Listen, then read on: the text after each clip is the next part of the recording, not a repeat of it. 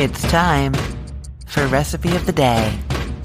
Happy Friday. We made it. Let's make a fun, easy, delicious, and quick dinner tonight. These are salmon rice bowls.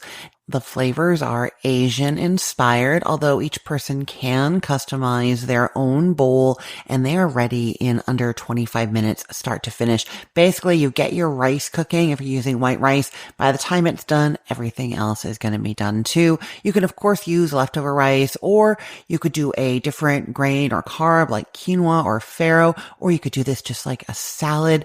Any of those are alternate options, but I'm going to be telling you how to do it with white rice. So this recipe involves salmon that you cut into cubes and toss with a really delicious soy sauce and maple based sauce. They're cooked, and then the bowls are made up of the rice, and vegetables are cucumber, edamame, avocado, and you've got green onions and some toasted sesame seeds on top. There's spring mix or sliced cabbage in there, and then the whole thing is drizzled with a really quick, smart little sauce that I love. You basically take store-bought bang bang sauce or yum yum sauce, and you thin it out with a little bit of water to make it like able to be drizzled on there like a salad dressing. The alternative, if you want, is to use something like a Japanese style ginger dressing. I just really like the creaminess on here because the salmon has a not creamy kind of sauce on it, if that makes sense. So it's just a nice different complement.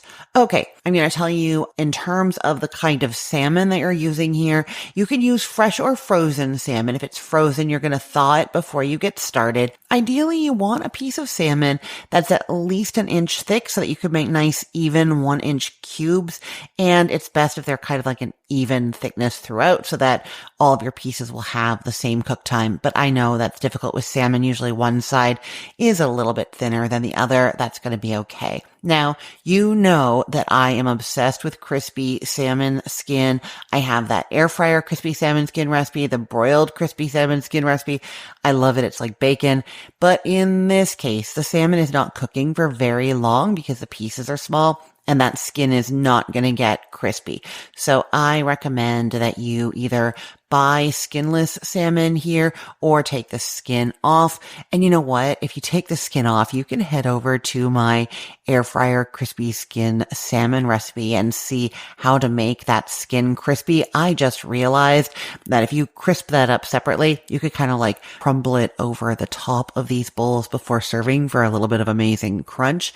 And actually, if you don't want to do that, but you do want some amazing crunch, the other thing you could do is use those like crispy seaweed snacks and crumble those up on top. That would be great too. So like I said, this recipe does come together pretty quickly. So what I recommend is you get your 1 cup of uncooked long grain white rice going, cook it according to package directions.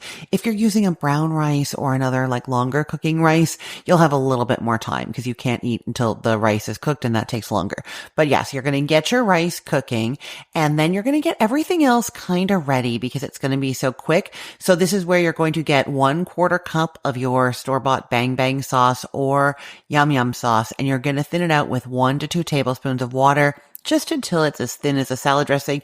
If you're using something that is already a salad dressing, like the Japanese ginger style or a different kind of like Asian salad dressing, you don't need to thin it out. At this point, you want to get your other ingredients, all those toppings ready. So like I said, it's 2 cups of spring mix or shredded cabbage. So if you have a bag of already shredded cabbage, you don't have to do anything.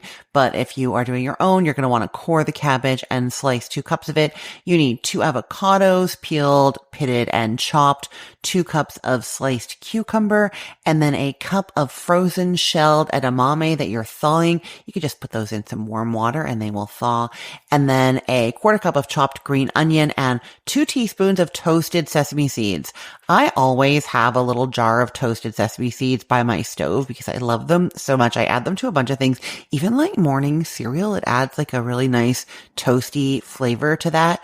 So I always have those. But if you don't have them and you want to toast them yourself, what you're going to do is you're going to get those 2 teaspoons of sesame seeds and you're going to put them into a skillet set over medium heat, and you cook them, stirring continuously until some of the seeds are as dark as peanut butter. Others will continue to be paler, but as soon as some of them are like peanut butter colored, you're done. Transfer them immediately to a bowl or plate so that you stop the cooking process and none of them cook anymore, and they are ready for you. And like I said, this calls for 2 teaspoons, but I always do a whole bunch, like a quarter cup at a time. So that's the same instructions for that.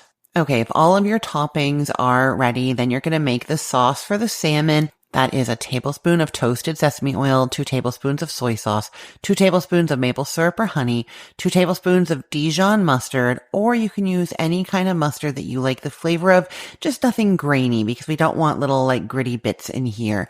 And then you're doing some sriracha or hot sauce, depending on how spicy you want this. It's going to be 1/2 to 2 teaspoons, and then a 1/2 teaspoon of ginger. Mix that up, then get out your skinless salmon, 1 pound of it, and cut it into 1-inch cubes and toss it with that sauce. Now I'm going to tell you right here that it seems like this is a marinade and that you could leave the salmon in there for a long time and it would get better, but I tested it. It does not get better. It gets worse. It changes the texture, and it's just way better if you mix it with the sauce and get cooking immediately. So what you're going to do is heat a tablespoon of oil in a large skillet over medium-high heat. Once it's very hot and shimmering, add all those salmon pieces along with just any of the sauce that clings to them. Because the sauce has sugar in it, it will eventually burn. We are going to add the rest, but not right away, okay? So now cook those until they're browned underneath, about 2 to 3 minutes.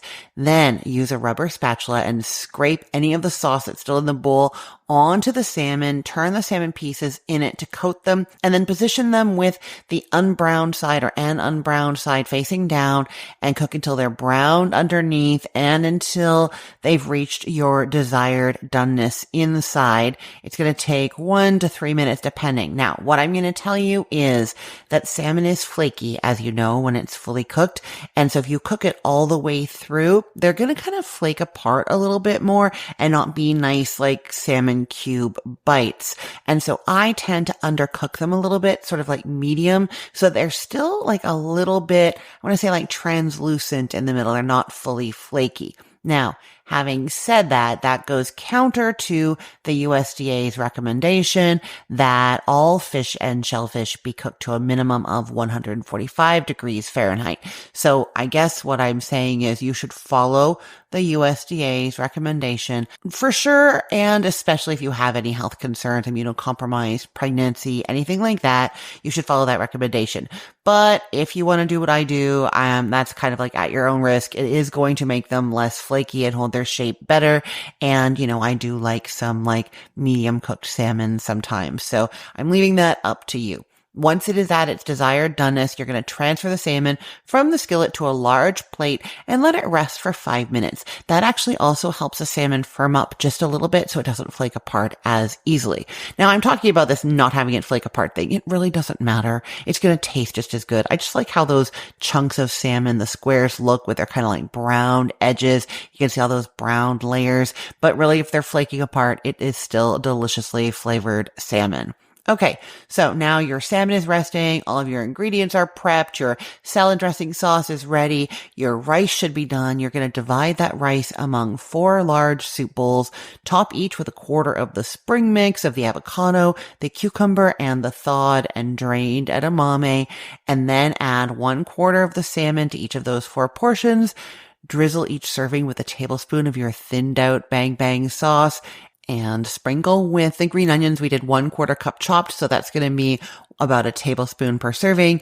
And the toasted sesame seeds, we did 2 teaspoons. That's going to be about 1/2 teaspoon per serving, and dig in. Super fun, delicious, quick, and easy. I know you're going to love this one. I will put the link to the recipe in the show notes for this episode, or you can head to cookthestory.com/ROTD and get it there.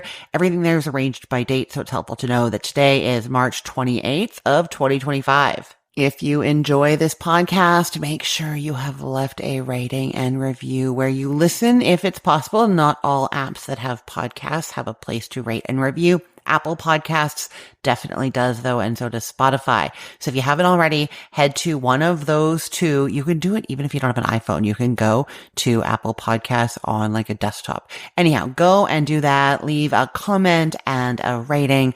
Let people know that you love the show. Thank you so much. I'm Christine Pittman from cookthestory.com, thecookville.com, the all new chicken cookbook, and from this podcast, Recipe of the Day. I hope you have a great day. Let's get cooking.